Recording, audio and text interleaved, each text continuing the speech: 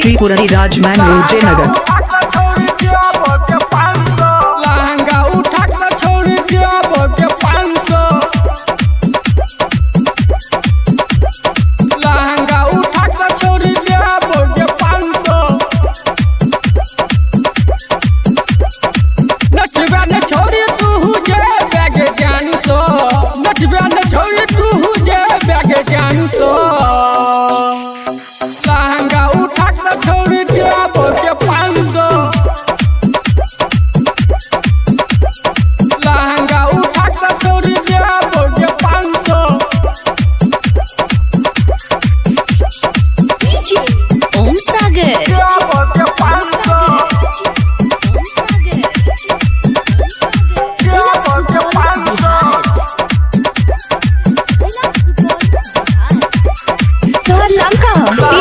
Tripurari राजमैन road Jaynagar.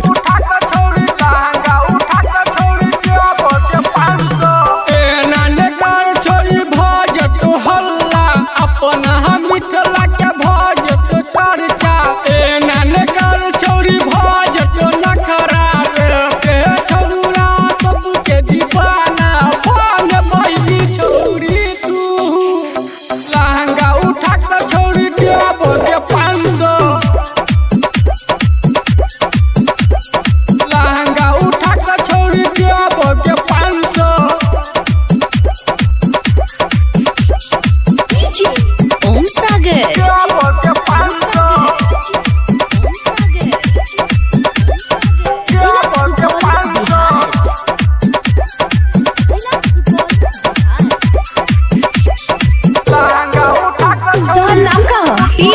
Tripurari राजमैन road Jaynagar.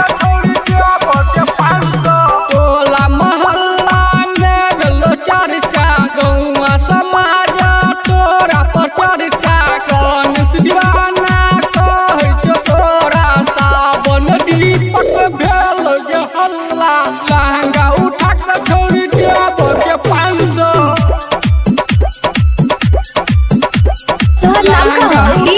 Tripurari राजमैन road Jaynagar.